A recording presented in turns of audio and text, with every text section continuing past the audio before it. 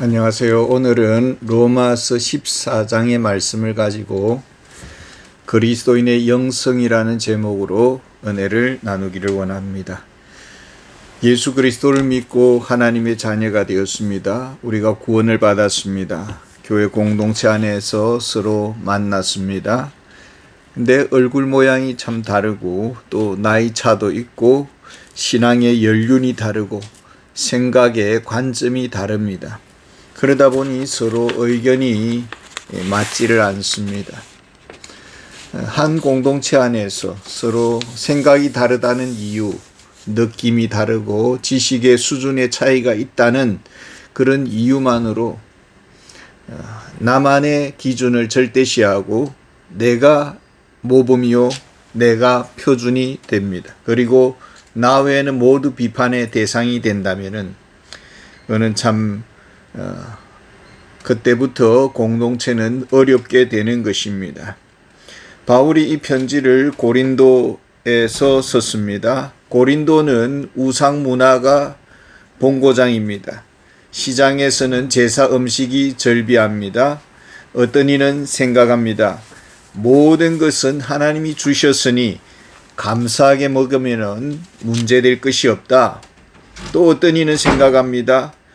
혹시 내가 먹는 고기에 귀신의 침이 발려 있거나 귀신의 이빨이 자국이 있으면 어떨까 하고 아주 불쾌하게 생각을 합니다. 이제 이 일을 두고 서로 판단합니다.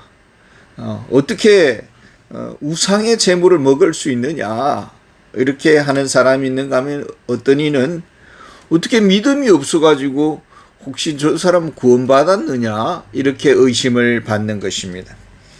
사도 바울은 무엇이라고 했을까요? 처음 나온 세 가족이 있습니다. 교회 문화에 상당히 낯습니다. 익숙지가 않습니다. 예전에는 절에 다니기도 하고 점집에서 점도 보았습니다. 이제 기독교인이 되었고 하나님의 자녀가 되었습니다. 의롭다 하심을 받았고 근본적인 변화가 일어났습니다. 그리스도를 닮아가기 시작합니다. 성령께서 그 사람의 내면 속에서 빚어가실 것입니다. 지금은 때로는 철도 없고 생각의 수준차가 참 큽니다. 그러나 하나님께서 그 사람을 끊임없이 회개시키시고 또 성장시키시고 성화를 이루어 나가게 할 것입니다.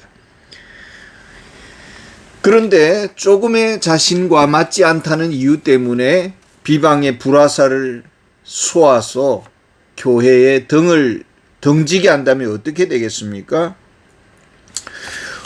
어떤 그리스도인은 그리스도 안에서 모든 날이 안식일이요, 주님의 날이요, 우리는 모든 삶이 영적 예배이다라고 생각하는 사람이 있고 또 어떤 이는 좀 더 종교적입니다. 그래서 주일날 구약 백성들처럼 안식일을 거룩히 지켜야 한다고 주장을 합니다. 그래서 음식점도 가지 않고 육신적인 즐거움을 자제합니다. 조금씩 생각의 차가 다릅니다. 강조점이나 우선순위가 다릅니다. 주님을 위한 삶이요, 주님께 늘 감사하고 있습니다. 그러나 성장의 과정에서 성장 배경이 다르기 때문에 주님을 섬기는 방식도 다르고 태도도 다르고 생각에도 조금씩 차이가 있다라는 것입니다. 무엇이 중요한 것입니까? 삶의 우선적인 순서, 가치가 무엇입니까? 모슬렘 지역에서 그리스도인들이 이제 일이 있어서 살게 되었습니다. 모슬렘 지역에 규제가 있습니다. 교회가 없었고 또 술 문화가 금지되어 있습니다. 그래서 그리스도인들이 모슬렘 지역 왕에게 요청을 드린 것입니다. 교회를 짓게 해달라, 술을 마실 수 있게 해달라고 요청을 했더니 모슬렘 그 왕이 한 가지만 선택해라고 했습니다. 그리고 기독교인들이 고심 끝에 이제 찾아가서 요청을 드립니다. 술을 먹도록 허락해달라 그랬습니다. 그랬더니 모슬렘 왕이 하는 말이 당신들이 교회를 세우기를 원한다고 했다면은 술도 허락했을 것입니다. 그러나 술을 우선적으로 여겼기 때문에 둘 다 허용할 수가 없습니다라고 했습니다. 경건 우선적 원칙의 삶을 살게 된다면 비본질적인 문제는 허용할 수가 있습니다. 그러나 비본질적인 것에 더 우선적인 가치를 둔다면 둘 다 용납할 수가 없다라는 것입니다. 우리가 하나님 중심적인 삶을 살아야 되는 것입니다. 우리가 형제 비판을 삼가야 하는 이유가 어디에 있을까요? 우리는 그리스도 안에서 모두 정죄함을 받지 않습니다. 영원한 지옥 형벌에서 자유함을 얻었습니다. 그런데 성경에는 10절에 우리가 다 하나님의 심판대 앞에 서리라 이렇게 말씀을 합니다. 하나님께서 우리를 구원해 주셨고 또 전도의 사명을 주셨습니다. 사명을 감당케 하시기 위해서 시간도 주시고 건강도 주시고 물질도 주시고 협력해서 섬기라고 형제도 붙여주었습니다. 그런데 합력하여 선을 이루어야 될 형제를 조금 생각이 다르다는 이유로 비판하고 밀쳐낸다면 어떻게 되겠습니까? 이 모든 것이 하나님 앞에 직고해야 한다라는 것입니다.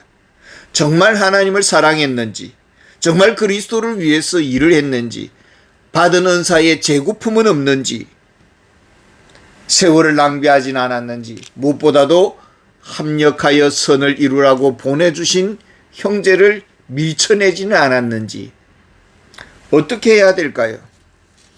13절에 보면은 우리가 다시는 서로 비판하지 말고 도리어 부딪힐 것이나 그칠 것을 형제 앞에 두지 않도록 하라 이랬습니다. 세상적인 편견을 가지고 그 사람의 출신, 외모, 모양, 가방끈, 재력 이런 세상적인 편견으로 사람을 본다면 그 사람이야말로 정말 세속적인 사람이다라는 것입니다. 우리가 진정 형제라는 근거가 어디 있느냐라는 15절에 보면은 그리스도께서 대신하여 죽으신 형제 이렇게 정의를 내리고 있습니다. 비본질적인 문제로 관계의 단절까지 가서는 안 된다라는 것입니다. 그리스도의 피값이 지불된 무한한 존재 가치를 가지고 있는 형제입니다. 근데 이런 사소한 문제를 가지고 지방색, 어떤 느낌, 어떤 말투 이런 걸 가지고 기분 나쁘다고 혐오하고 거리를 둔다면은 문제가 심각하다, 교만하다라는 것입니다. 무엇이 문제가 되는 것입니까? 16절에 보면 그러므로 너희의 선한 것이 비방을 받지 않게 하라. 옳고 그름의 이 의 문제보다 더 중요한 가치는 관계라는 것입니다. 하나님의 자녀요 믿음의 형제요 그리스도의 종입니다. 내가 좀 더 안다는 그 지식, 내가 좀 더 잘났다는 것 가지고 하나님의 자녀를 상처를 주어서는 안 된다라는 것입니다. 왜 이런 사소한 문제를 우리 교회는 극복하지를 못하는 것일까요?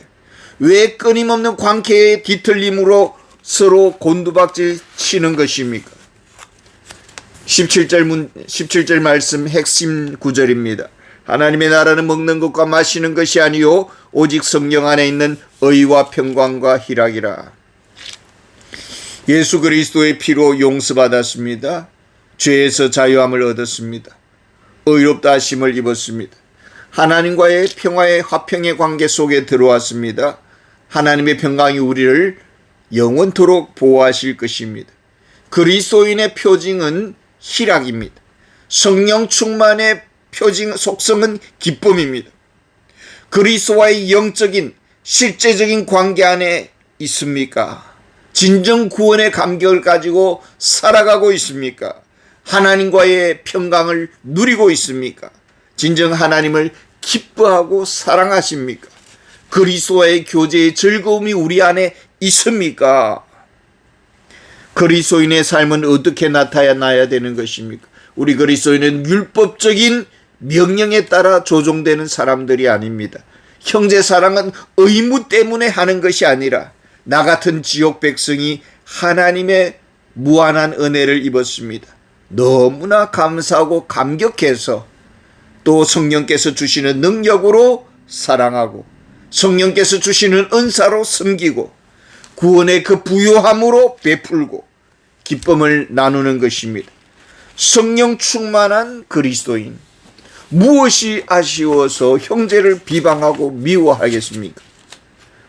그리스도인의 영성이란 오직 성령 충만, 은혜 충만, 감사 충만, 기쁨 충만, 이것이 그리스도인의 영성이요 기독교 문화를 일구어 나아가는 능력입니다. 이 그리스도의 영성이 충만해야 하나님을 영화롭게 하고 하나님의 뜻을 이루어 나가고 주변 사람들을 세워갈 수 있고 교회의 기둥같이 쓰임받게 될 것입니다. 감사합니다.